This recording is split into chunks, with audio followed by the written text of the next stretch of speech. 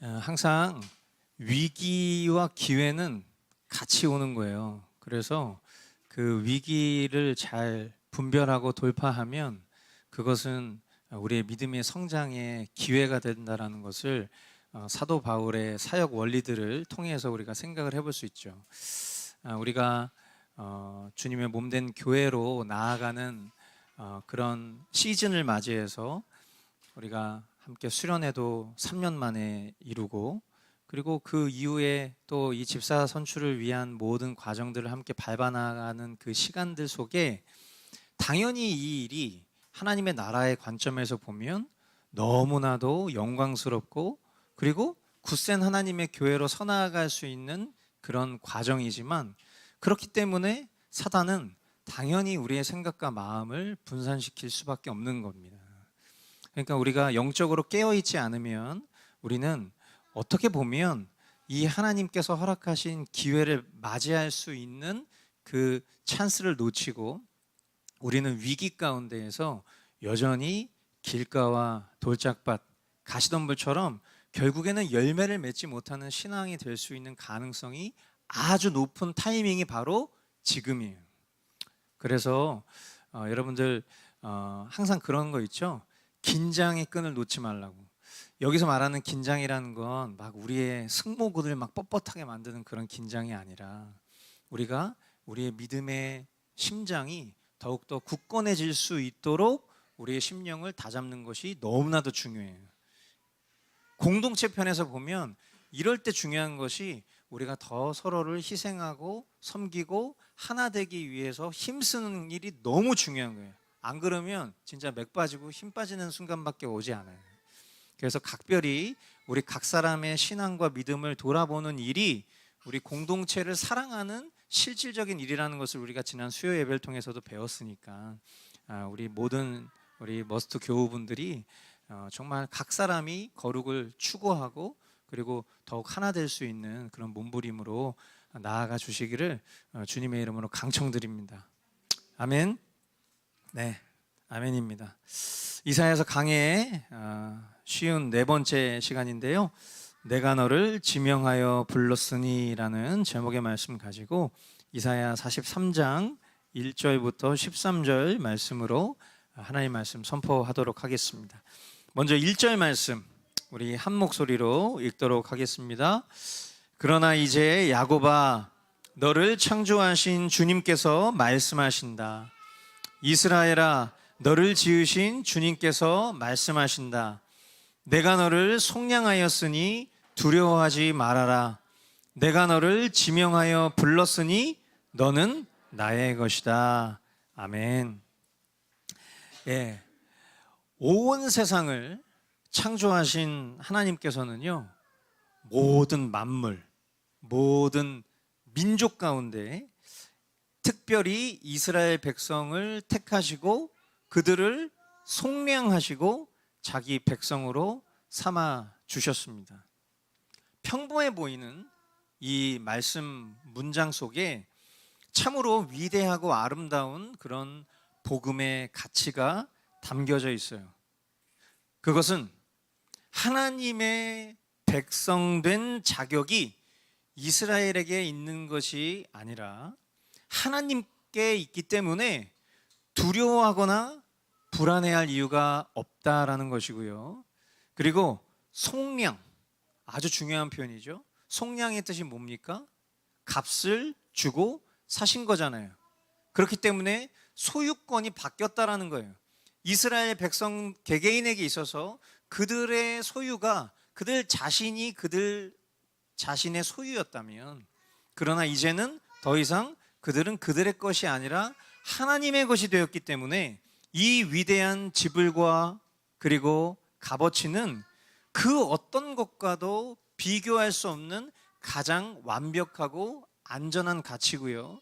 그리고 그것은 결국 하나님의 부르심.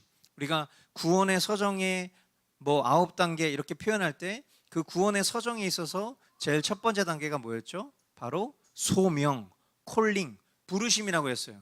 그랬을 때 어둠 가운데 있는 자들을 하나님께서 부르셔서 콜링하셔서 그들을 빛 가운데로 인도해 놓으셨다라는 이 너무나도 위대한 복음의 가치가 이 평범해 보이는 이 말씀 문장 속에 담겨져 있는 거예요. 로마서 1장 6절로 7절 말씀해 보니까요, 여러분도 그들 가운데 들어있어서 예수 그리스도의 부르심을 받은 사람이 되었습니다. 나는 로마에 있는 모든 신도에게 이 편지를 씁니다. 하나님께서 여러분을 사랑하셔서 그의 거룩한 백성으로 부르셨습니다. 하나님 우리 아버지와 주 예수 그리스도께서 내려주시는 은혜와 평화가 여러분에게 있기를 빕니다. 아멘. 우리의 죄를 대속하신 예수 그리스도의 피값으로 인하여 우리는 예수 그리스도의 부르심을 받았고요, 하나님께서 지명하여 부르신 하나님의 소유가 되었으니 우리는 상황과 환경에 결코 지배받아서는 안 되는 것입니다. 아멘. 계속 말씀을 볼 테니까요, 말씀 띄워 넣어 주세요. 내가 불 가운데로 건너갈 때에 내가 너와 함께하고 내가 강을 건널 때에도 물이 너를 침몰시키지 못할 것이다. 네가 불 속을 걸어가도 그을리지 않을 것이며 불꽃이 너를 태우지 못할 것이다. 아멘. 오늘 우리가 찬양과 경배 시간에 주님만을 따르리라는 아주 생판 처음 들어보는 그런 찬양을 우리 고백했잖아요, 그죠? 이 말씀 구절을 근거로 해서 만들어진 찬양이에요. 여러분, 우리가 이런 말씀들을 접할 때 이 말씀이 우리에게 현실적이라는 느낌을 줍니까? 아니면 비현실적이라는 느낌을 줍니까? 예, 우리의 믿음 수준으로 생각해 보면 이건 되게 비현실적인 것 같은 느낌을 주죠. 아니, 내가 불 가운데 어떻게 지나가? 내가 어떻게 물속을 헤쳐 지나가? 그 속에서 어떻게 나의 생명을 보존할 수 있겠어? 라는 것이 우리의 육체의 바라봄이에요. 그러나 하나님께서는 이 일을 선포적인 약속으로 선언하셨어요. 네가 물 가운데 건너갈 때에 내가 너와 함께 할 것이다. 네가 강을 건널 때에도 그 물이 너를 침몰시키지 않을 것이다. 네가 불 속을 걸어가도 그을리지 않을 것이며 불꽃이 너를 태우지 못할 것이다. 무엇을 우리에게 요구하는 거예요? 믿음을 요구하고 계시죠. 그리고 이 믿음을 요청하시는 이 장면은 하나님께서 그냥 뜬구름 잡는 것처럼 추상적으로 표현하신 것이 아니라 이것은 성경에 역사적으로 기록되어 있는 실제 사건을 우리에게 증거로 나타내십니다. 무엇이죠? 이스라엘 백성들이 기적적으로 홍해를 통과하고 요단강을 건넜듯이, 다니엘의 세 친구가 풀무불에서도 타지 않았듯이, 하나님의 소유된 백성들에게 상황과 환경은 하나님의 사랑 앞에서 그 어떤 위협과 절망이 되지 않을 거라는 거예요. 아멘이십니까? 뿐만 아니라 하나님께서는 하나님의 백성들과 함께 하신다는 놀라운 증거를 계속해서 말씀하세요. 3절로 4절 말씀, 나는 주 너의 하나님이다. 이스라엘의 거룩한 하나님이다. 너의 구원자다. 내가 이집트를 속량물로 내주어 너를 구속하겠고 너를 구속하려고 너 대신에 에디오피아와 스바를 내주겠다. 내가 너를 보배롭고 존귀하게 여겨 너를 사랑하였으므로 너를 대신하여 다른 사람들을 내주고 너의 생명을 대신하여 다른 민족들을 내주겠다. 여러분, 이 말씀을 그냥 우리가 막연하게 보면 이 말씀은 그냥 위에 이어지는 말씀의 연장선으로 우리가 생각해 볼 수 있지만 위에 있었던 이 2절 말씀도 실제 사건을 이렇게 표현하신 것처럼 3절과 4절 말씀도 실제 사건이에요. 이것은 무엇입니까? 예언인데요, 이 예언은 우리가 잘 아는 페르시아 왕 고레스가 이방 나라인 이집트와 에디오피아와 스바를 모두 점령하고 그 대신에 이스라엘을 해방해서 고국으로 돌아가게 할 것을 예언한 말씀이에요. 이것은 이 당대의 이스라엘 백성들에게는요, 바라는 것, 눈에 보이지 않는 것들이었을 거예요. 그렇죠? 그러나 우리는 역사의 뒤편에서 이 앞에 이루어진 이 말씀의 성취가 실제였다는 것을 우리는 알고 있잖아요. 그러니까 이런 상황들 속에서 우리는 생각할 수 있어야 돼. 하나님께서 선포하신 그 말씀들이 그냥 허황되고 추상된 얘기들이 아니라 반드시 이루어질 말씀이라는 것을 이런 역사적 예언과 그 예언의 성취를 통해서 우리는 오늘도 깨달을 수 있어야 된다는 것이죠. 세상 모든 나라들 속에서 이렇게 이스라엘을 택하시고 지명하셔서 그들을 속량하시고 구원하신 것이 그들이 특별해서입니까? 그 이스라엘의 어떤 특별함을 가지고 있었기 때문에 하나님이 그들을 하나님의 백성 삼으신 것입니까? 아니에요. 오히려 그들은 특별하지 않았고 오히려 그들은 하나님 앞에 매우 강팍하고 완악한 심령들이었잖아요. 누구랑 똑같아요? 우리랑 똑같잖아요. 그런데 그럼에도 불구하고 하나님께서 지명하신 것을 하나님은 철회하시지 않고 하나님은 그들 향한 수많은 약속들을 허락하시고 그 약속들을 신실하게 지키신 것을 통해서 오늘 살아가는 우리에게도 이것이 복음이 되기를 말씀해주고 계신 거예요. 하나님께서 그들을 보배롭고 존귀하게 여기신 것을 보면서 나에게도 너무나 놀라운 희망이 있구나. 너무나 위대한 소망이 있구나. 하나님이 오늘 이 형편하고 무지한 완악하고 패역한 나를 보배롭고 존귀하게 여겨주시는구나 라는 것들을 깨달을 수 있는 것이죠. 우리의 구원이 하나님의 은혜와 긍휼 가운데 있다는 것을 우리 모두가 다시 한번 깨달아야 하는 것입니다. 내가 너와 함께 있으니 두려워하지 말아라. 내가 동쪽에서 너의 자손을 오게 하며 서쪽에서 너희를 모으겠다.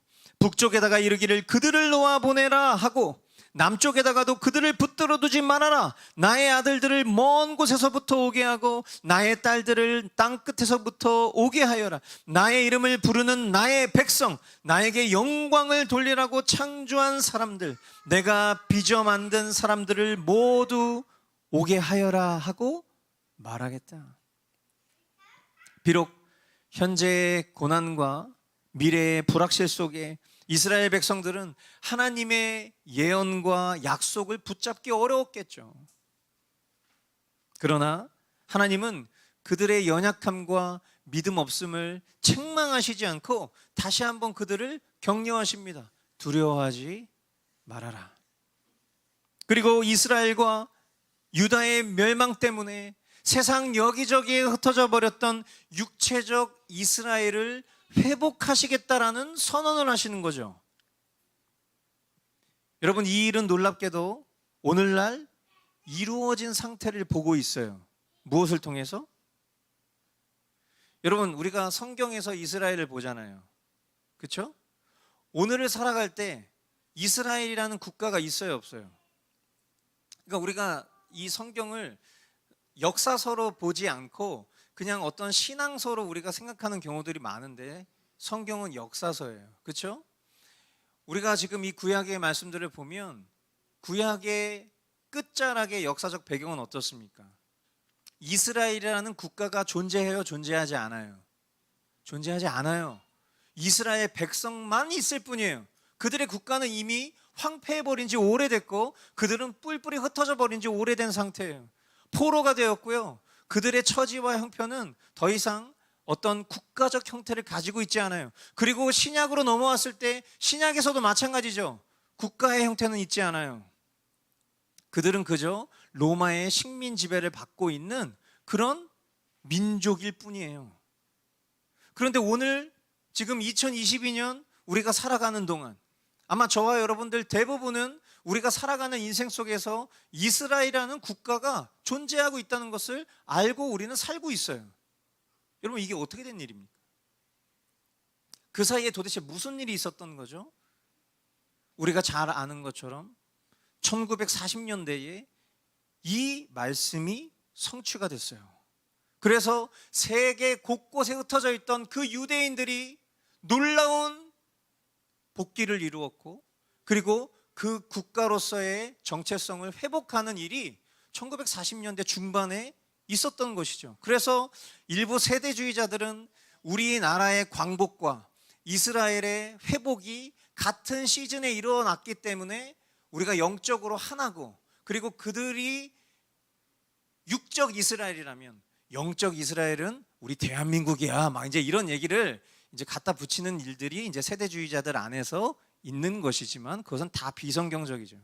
분명한 것은, 여기서 이야기하려고 하는 것은 무엇입니까? 하나님께서 말씀하신 지금 우리가 방금 읽었던 이 5절로 7절 말씀이 현재 성취된 시대를 우리가 살아가고 있다는 거예요.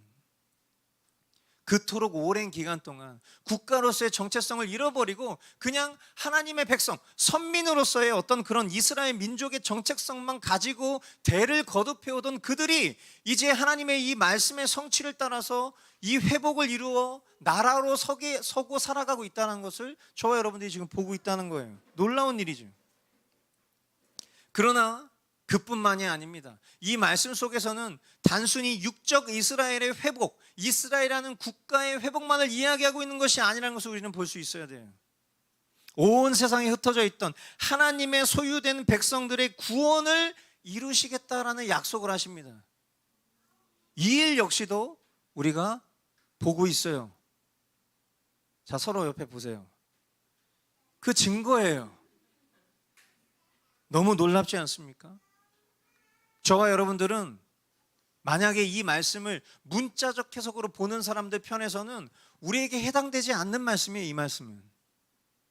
그러나 여기서 말씀하고 있는 하나님의 말씀의 본질이 무엇입니까?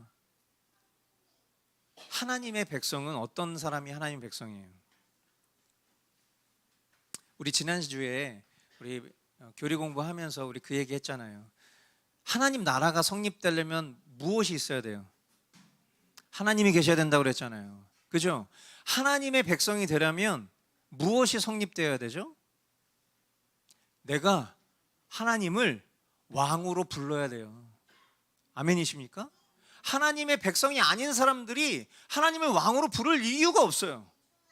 그러나 우리가 하나님을 나의 왕이라고, 우리가 예수 그리스도를 나의 주님이라고 우리가 부른다면 그것이 곧 하나님의 백성이요, 하나님께서 구원하신 구원자들인 것이죠. 구원의 백성들인 것이죠.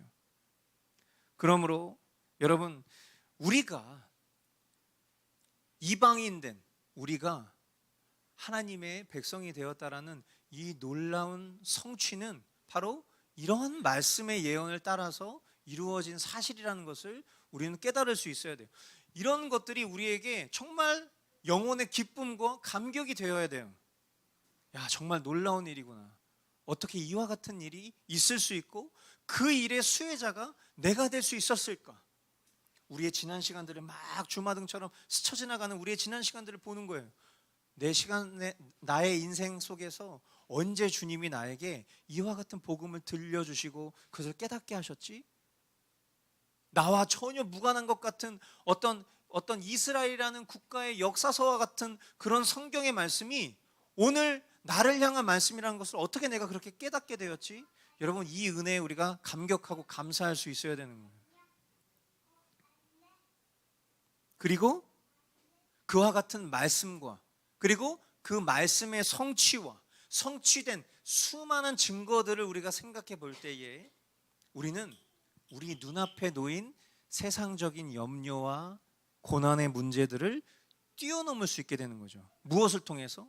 이와 같은 역사의 증거들을 통해서. 아, 그건 별거 아니구나. 우리가 영원한 것을 생각하면, 그리고 이 이스라엘을 향한 하나님의 그 예언과 그 성취와 증거들을 생각하면 지금 내 눈앞에 놓여져 있는 이런 현실적이라고 말하는 문제들을 우리가 뛰어넘을 수 있는 것이구나라는 그런 통찰력을 얻게 되는 것이죠. 그런 믿음을 갖게 되는 것입니다. 그러므로 사도 바울은 그와 같은 믿음으로 이렇게 신자들에게 편지합니다. 로마서 8장 18절 함께 읽어보겠습니다. 시작. 현재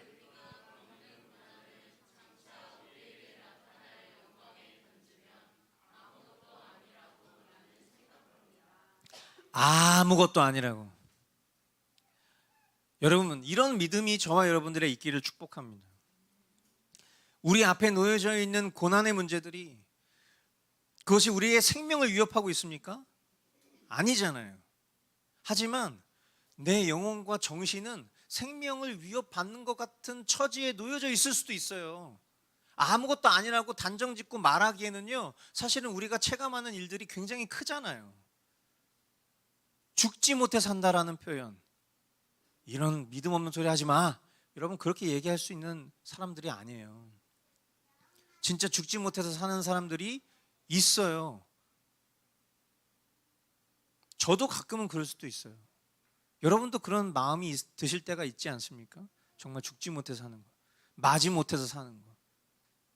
믿음 없다라고 단정 지을 수 있는 표현이 아니라 정말 그런 순간들이 있다. 우리 엄마들이 아기를 키우는데 얼마나 사랑스러워요. 목사님, 그렇진 않아요. 네, 그죠? 때로는 너무나 사랑스럽고 내 새끼인데도 진짜 막 이런 표현 너무나 죄스러운 표현이지만 정말 막 이러고 싶다니까. 막 일터에서 막 야근하고 돌아오는데 버스 안에 앉을 자리도 없어. 그거 막 생명의 위협을 느끼는 것 같지도 않은데 그런 상황 속에서도 주님과 동행하며 기뻐할 수 있냐라고 생각했을 때 그거 진짜 너무 힘든 일인데, 터덜터덜 집에 왔는데 아내는 나를 전혀 이해해주지 않아. 애 좀 봐주라고, 하루 종일 나 애 봤다고, 너만 애 봤어, 나는 이랬어, 막 이런 막 그런 전쟁 같은 사랑, 전쟁 같은, 하여튼 그런 거 있잖아요. 그런 순간들 속에서 우리가 뭘 느끼냐고. 진짜 죽고 싶은 거예요. 거기에 영적인 질병 또 육체적인 질병 더해져 보십시오. 정신적인 질병 더해져 봐요. 난 그러고 싶지 않은데 내 몸이 말을 듣지 않아. 내 생각과 내 모든 이성이 말을 듣지 않아.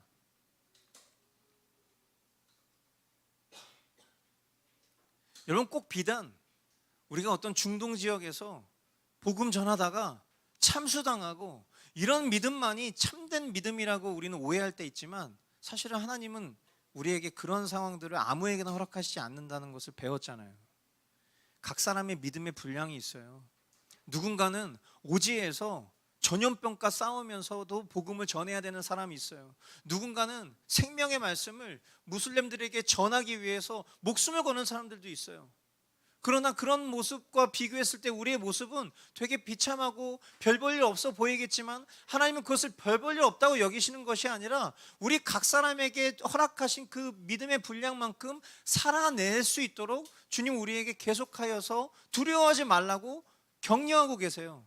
그러나 그 주님의 격려와 무관하게 우리의 삶의 실제는 그리 녹록치 않은 순간들이 있다는 거예요. 그런데 그 녹록치 않은 상황 속에서 그냥 죽자 이런 생각으로 우리에게 살려고 말씀하시는 것이 아니에요. 주님은 그런 녹록치 않은 상황 속에서 우리에게 이런 말씀으로 격려하시는 거죠. 현재 우리가 겪는 고난은 장차 우리에게 나타날 영광의 견주면 아무것도 아니에요. 이거는 팩트예요. 이거는 진실이에요. 이건 진리예요. 장차 우리에게 나타날 영광, 그것과 비교하면 진짜 아무것도 아닌 거잖아요. 그러니까 현실에 속는 것이 아니라 우리는 믿음으로 현실을 돌파하는 거예요. 그리고 주님이 허락하신 약속을 붙잡는 것이죠. 이스라엘 백성들이 그러했던 것처럼. 8절로 9절 말씀, 백성을 법정으로 데리고 나오너라. 눈이 있어도 눈이 먼 자요, 귀가 있어도 귀가 먹은 자다. 모든 열방과 문 민족도 함께 재판정으로 나오너라. 그들의 신들 가운데서 어느 신이 미래를 예고할 수 있느냐? 그들 가운데서 누가 이제 곧 일어날 일을 예고할 수 있느냐? 그 신들이 증인들을 내세워서 자신들의 옳음을 증언하게 하고 사람들 앞에서 증언하게 하여서 듣는 사람들마다 그것이 사실이라고 말하게 하여 보아라.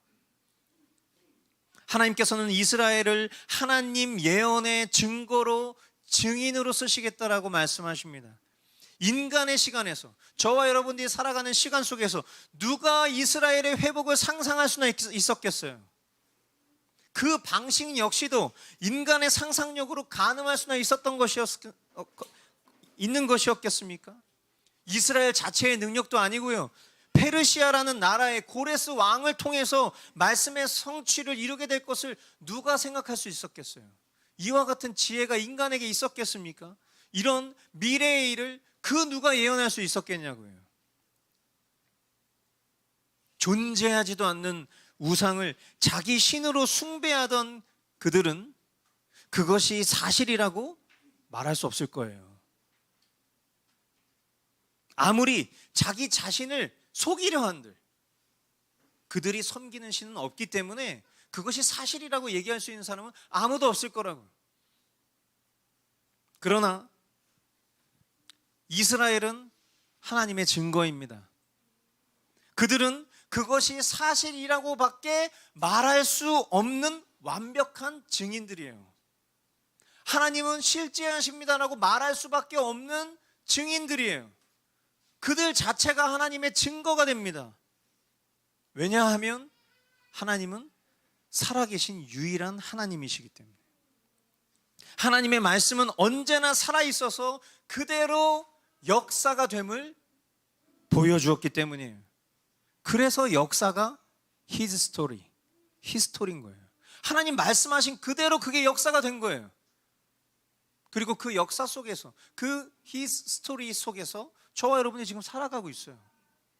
우리의 삶 자체가, 우리의 시간이 그 하나님의 역사 가운데 이루어지고 있는 실제인 것이죠. 여러분은 하나님의 말씀이, 하나님이 사실이십니다 라고 고백할 수 있습니까?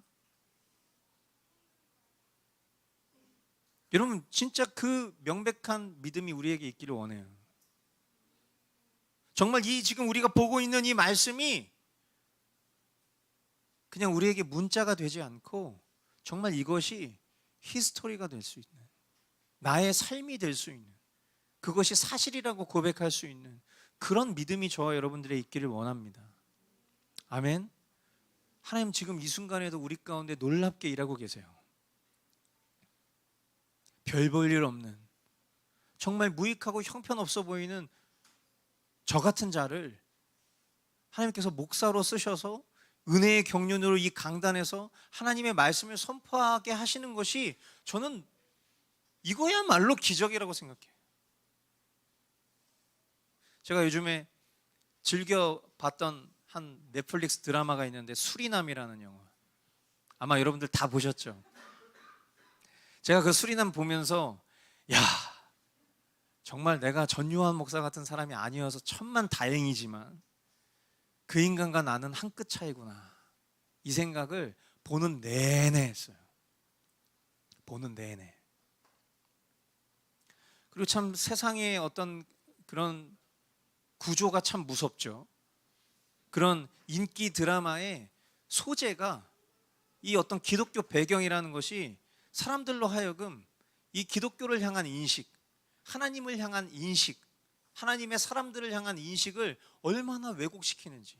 그리고 참 놀랍게도 황정민, 하정우라는 배우는 제가 알기로는 크리스찬으로 알고 있는데 그들이 그 배역을 선택할 때 조금의 신앙적 양심이 꺼리지 않았을까라는 생각에 듦에도 불구하고 자신의 번영과 성공을 위해서라면 그런 작품도 크리스찬으로서 선택하고 그런 배역을 맡는다는 것 자체가 너무 끔찍한 현실이에요. 뭐 그것이 중요한 것은 아니지만 그냥 저는 그 드라마를 보면서 그런 마음이 들었던 거예요. 거기 등장하는 그 목사와 내가 뭐가 달라? 근데 그럼에도 불구하고 하나님께서 그런 생명의 말씀을 전하는 자리에 지금 현재 세워주고 나를 어두움 가운데에서 건져내시고 나를 죄악 가운데에서 지켜 보호하여 주셔서 그저 이 주님만 영화롭게 하는 이 말씀을 전할 수 있게 하신 것이 동시대를 살아가는 그런 상황 가운데에서 얼마나 감사한 일인가, 이런 생각을 저는 주도적으로 했어요. 저와 여러분들이 하나님의 이 말씀의 성취, 이 역사 가운데 살아가고 있다는 것을 절대 잊으시면 안 돼요. 우리의 삶을 통해서 하나님께서는 증거하길 원하세요. 우리가 증인되길 원하세요. 무엇을? 하나님 살아계신다는 것을, 하나님 한 분만이 유일한 분이시라는 것을, 그것을 만방에 증거하길 원하시고요. 그리고 이 성경의 말씀들을 보면 법정으로 표현하고 있잖아요. 이것은 분명 현실로 이루어질 것입니다. 예수님께서 다시 오셔서 심판주로 다시 오시게 되면요, 그들은 모두가 자신의 죄를 토설하고 하나님 앞에서 그 심판을 받게 될 거예요. 그런데 그들은 그 상황 속에서도 아마 이렇게 얘기할지도 몰라요. 제가 믿었던 신은 사실입니다, 이렇게 얘기할 수 있어요. 그 결과가 얼마나 끔찍할지도 모른 채 그들은 그런 거짓 증거를 할 수 있죠. 그러나 저와 여러분들은요, 심판대에 서지 않습니다. 예수님께서 십자가 위에서 우리가 받을 심판을 모두 다 받으셨기 때문이에요. 저와 여러분들은 그저 찬양하며 주님을 배우는 것이죠. 그것은 사실이었다고. 주님은 진리시라고. 주님이 실제시라고. 그리고 그 살아 역사하시는 그 주님과 나와의 실제된 관계, 야다의 관계, 주님도 나를 알고 나도 주님을 아는 그런 실제적 관계를 통해서 우리는 주님을 만나고 그 주님의 나라에 동참하는 거예요. 여러분, 가끔 그런 사람들 있잖아요. 공상허언증 같은 거 걸린 사람들. 그래서 막 얘기할 때 보면요, 자기가 누구도 알고 누구도 알고 누구도 알고 막 이래. 저도 살면서 공상허언증 걸린 사람 만난 적 있어요. 그 사람은 저를 안 돼. 난 그 사람 모르거든. 근데 나를 동시에 만났는데, 여러 사람들과 만났는데 그 사람이 막 저한테 아는 척을 해. 오, 무섭잖아요, 그죠? 나는 그 사람 모르거든. 근데 그 사람 나를 막 아는 척을 하는 거야. 뭡니까?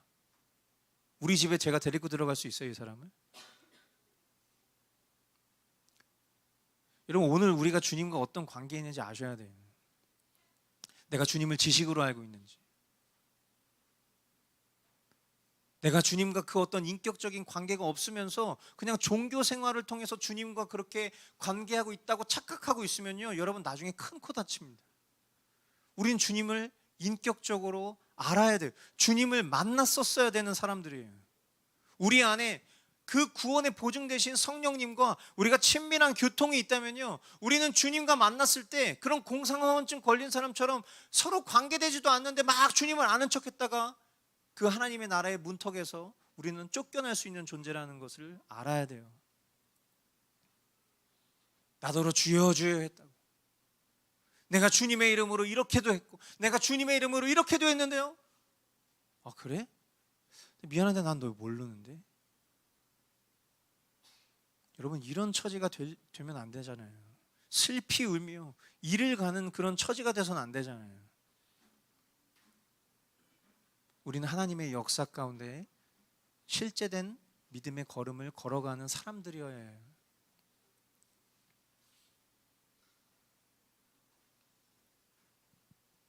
주님께서 말씀하신다. 너희는 나의 증인이며 내가 택한 나의 종이다.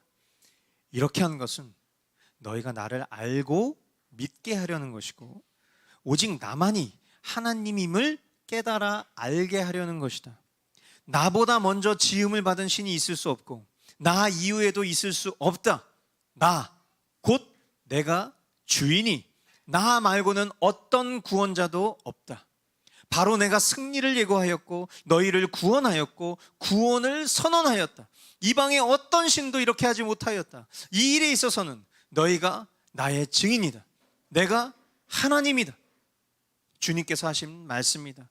태초부터 내가 바로 하나님이다. 내가 장악하고 있는데 빠져나갈 자가 누구냐? 내가 하는 일을 누가 감히 돌이킬 수 있겠느냐? 아멘.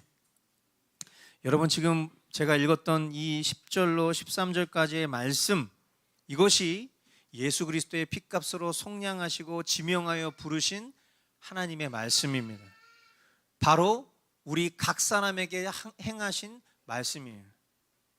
하나님은요, 이스라엘을 샘플로, 표본으로 하나님께서 택하신 이들을 어떻게 이끄시는지 우리에게 가르쳐 주셨어요.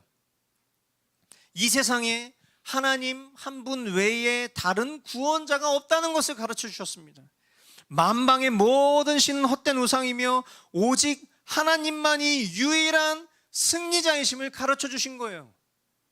이 구원과 승리가 바로 이스라엘에게 있는 것이 아니라, 즉 하나님을 하나님이라 부르는 그 하나님의 백성들에게 있다라는 것을 이 성경을 통해서, 이 이스라엘의 역사를 통해서 오늘을 살아가고 있는 저와 여러분들에게 가르쳐 주신 것이죠. 사랑하는 성도 여러분, 오늘 이 하나님의 말씀이 저와 여러분에게 유일한 위로가 되기를 원합니다. 아멘. 우리가 살아가는 이 세상은요, 참된 소망이 없는 곳이에요. 일시적으로, 부분적으로는 우리의 영과 육에 만족을 주는 것도 있어요. 전혀 없는 것은 아니에요. 그러나 참된 소망이 없는 것뿐이죠. 그런 만족들은요, 모든 것의 주인 되신 하나님께서 누리게 하시는 일반적인 은총일 뿐이에요. 그것은 심지어 하나님의 백성이 아닌 이들에게도 동일하게 누려지는 은혜입니다. 그 모든 것이 사라지면 뭐가 남아요? 아무것도 남는 것이 없어요. 하지만 하나님 백성에게는 하나님과 그의 나라가 남습니다. 할렐루야. 그것은 절대로 소멸하지 않는 영속적이요 영광된 것이죠. 그러므로 우리는 영원한 것에 소망을 둡니다. 아멘. 영원한 약속에 나의 전부를 거는 거예요. 하나님께서 저와 여러분을 지명하여 하나님의 백성으로 부르셨다라는 그 약속에 전부를 거는 거예요. 우리의 시선이 머물러 있는 이 세상의 고난과 즐거움으로부터 영원하신 하나님과 하나님의 나라로 시선을 옮길 그 믿음을 저와 여러분들은 사용해야 하는 것입니다. 아멘. 그리고 우리가 할 수 있는 것, 우리에게 남겨진 것 하나밖에 없어요. 이 모든 일들을 우리를 위해서 행하신 하나님께 영광을 돌리는 것뿐이에요. 할렐루야. 우리의 일상이 정말 하나님께 영광을 돌리는 그런 삶으로 가득 채워질 수 있기를 바랍니다. 그것이 그냥 막연한 것이 아니라 이와 같은 진리 위에서 말이죠, 나를 위해서 행하신, 나를 위해서 안 하시는 것 없고 못 하신 것 없는 그 주님이 정말 이렇게 놀라운 일들을 이루셨구나, 그것을 감사 찬양하며 또한 그렇게 그런 하나님을 증거하는 증인된 삶 살아가는 저와 여러분들 모두 될 수 있기를 주님의 이름으로 축복합니다. 아멘. 기도하겠습니다.